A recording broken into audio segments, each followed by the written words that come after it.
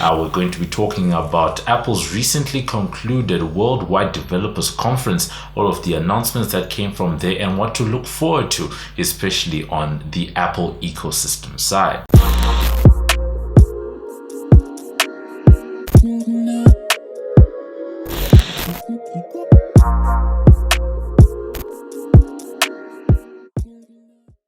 Hey, what up? It's your boy MobbJustice back again with another video, and for today we're going to be talking about Apple's recently concluded Worldwide Developers Conference, all of the announcements that came from there and what to look forward to, especially on the Apple ecosystem side. As always, this video is brought to you by the team over at Lion Media. Head on over to check out some of the crispiest photo, video and audio content. That's www.lionmedia.com. Head on over, check it out and just see what the team can do for you. Now, as I said, we are looking back at WWDC, affectionately known as WW. That's basically Apple's Worldwide Developer Conference. We've been seeing a number of the tech companies, Microsoft, Google, and the like, holding their own developers conferences at this time. And Apple usually holds this conference to sort of give a preview into what's going to be going on with the different platforms,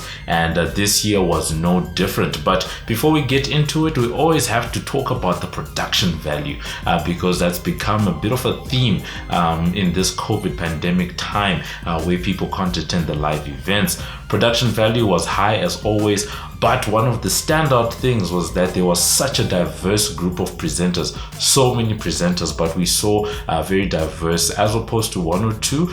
We saw a lot of presenters coming through, and there were a lot of women of color. That's one of the things that I noticed in this keynote. Unfortunately, there were no hardware announcements. A lot of people had been hoping to see a glimpse into what's going to be going on the MacBook Pro side and some of the Mac Pros, especially on the professional side of things, because we saw the M1 Macs that were released earlier, and people were expecting that we're going to see a preview of what's actually going to be going on with the higher end machines, but no hardware whatsoever was announced during this particular developers conference. Since this was a developers conference, we saw previews of where Apple's going to be going. We saw new updates of what the next version of iOS is going to look like, together with iPadOS, macOS, HomeKit, as well as iCloud, and a number of different areas where Apple is making its own software. Now, there have been a number of different videos made about what happened at WWDC,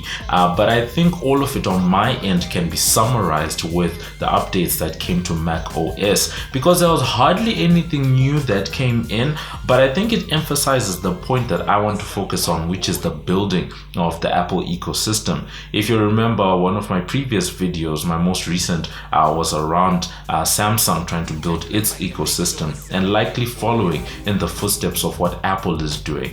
And we saw that this time Apple really extended what I would call the reach of the ecosystem with the different announcements that they made, and now more so than on macOS, because almost every feature that was announced on macOS is something that was announced on iPadOS together with iOS.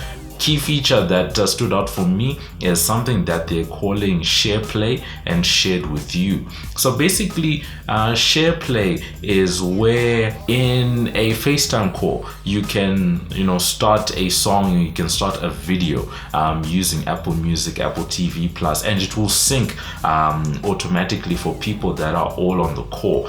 This has to do with screen sharing, etc. Features that we've seen on other platforms such as Zoom, Google Meet, and Skype for a number of years, but in coming to the Mac, they're now introducing added features that sort of show the power of that ecosystem, where you can start a show, you can start a music, and it syncs across devices for people that are all on a FaceTime group call. If you stop a call, if you stop the movie or the music, it stops on all sides and it's perfectly synchronized. So that really seems like a cool feature. The other one is something that they call shared with you. And this is basically introducing a somewhat social media sort of experience in Apple Music, in Apple News, as well as Apple TV Plus, where basically if someone has messaged you about a show or spoken about you in a messaging app, especially iMessage, you'll now see it featuring on the home screen of the TV app together with the music app.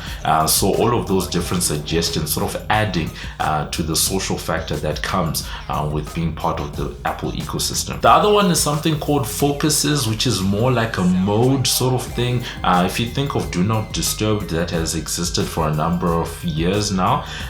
Focuses is sort of along the same way to say, what are you focused on at the moment? What are you doing? If you're at work, your iPhone will sort of orient itself to send you productivity alerts.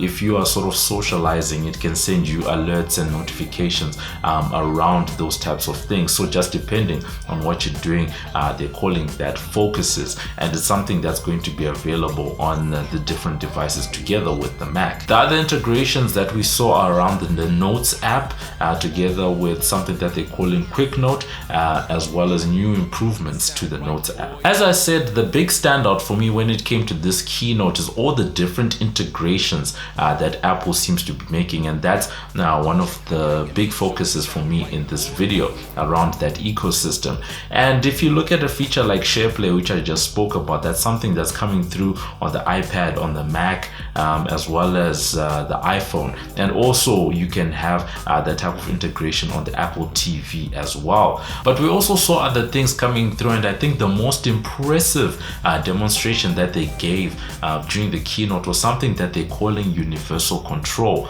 This is basically where you can control, where you can use a mouse for one Mac device to actually control different devices. They showed it off with an iPad on the right, they had a MacBook in the middle, and then they had an iMac on the left, to say that you can use the mouse pad on the Mac, on the MacBook, to actually control what was actually going on between the different devices. We've seen Sidecar in the past, where you can extend the screen of a Mac using an iPad, but this takes it to another level because we saw them actually dragging and dropping files across the different devices, and that was really an impressive thing. And once again, this ecosystem, it's really coming to the fore, and it's one of those things that's going to make people want to buy more and more Apple devices over time. The other notable things, Safari browser is across the different mobile devices. On the Apple side, it was redesigned. They have things like tab groups and stuff like that, and I thought that was quite interesting. The other standout feature for me is what they're calling AirPlay on Mac. AirPlay has existed for a number of different years. That's basically where you can cast audio, video, or images onto a display. This has primarily been done, through things like the Apple TV in the past, but now they will allow for that casting feature to now come to the Mac, so you can cast something that's on your phone onto a Mac display. Jumping over to the mobile platform, starting with iOS 15, we saw a number of different features that have existed for a number of different years on Android, now making their way to iOS. This is keeping in fashion because Android usually has features that only get perfected over time and get introduced to the iPhone after a number of different years, and this year was no different. But what stood out to me was on the FaceTime side, they introduced something called FaceTime links, where basically even if you don't have a MacBook, an iPhone, an iPad, you can actually join into a FaceTime call through a browser, which means you can join from a Windows machine.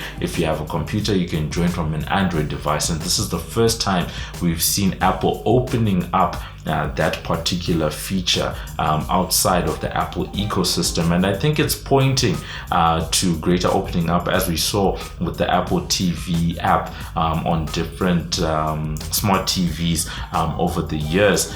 The other thing that was interesting is that with those links, I'm just remembering a video that we did previously around Zoom bombing, because you can make these links public so that anyone can join, etc. And I'm just wondering if that type of danger of Zoom bombing is going to come to FaceTime, where if your link is made out into the public, people can hack or get into a call and display inappropriate material. The other two features that I found particularly interesting is something around keys, where basically you can now load up your ID or keys for a hotel room onto your device. So, take your phone, open the door, and in certain areas you can just have your ID on your phone. I thought that was interesting. And then the other one was around maps. I'm personally a Google Maps user, and I know that Apple has really been trying for years to increase the usability of its Maps platform. And we sort of saw new 3D renders that are going to be coming into their apps, into their maps, And it sort of reminded me of what Mercedes-Benz has been doing with its MBUX system. Some of the sort of alive and driving sort of animations that they introduce into the platform. Anything that can improve navigation, we're all for it. Moving on to the iPad. iPad OS has received its refresh, iPad OS 15, and it's bringing a lot of features that we've seen already on the iPhone to the iPad, and some new features specifically for that bigger display, such as the app drawer is going to be coming over there to the iPad. But what I found interesting was the use of widgets, and I'm hoping that things like this are sort of more separating the iPhone and the iPad even more, ever since we stopped calling the software on iPads iOS, sort of that separation and the new way of computing that Apple is trying to envision. I thought that the widgets and the resizing that they're trying to do for the iPad, that looks to be quite cool. Now, it wouldn't be a modern Apple presentation without something being said about privacy. We've spoken about this in previous videos, and this particular instance was no different. They showed off a couple of features. Firstly, on the side of privacy reports, they now have app privacy reports as well as privacy reports on Apple's Safari browser.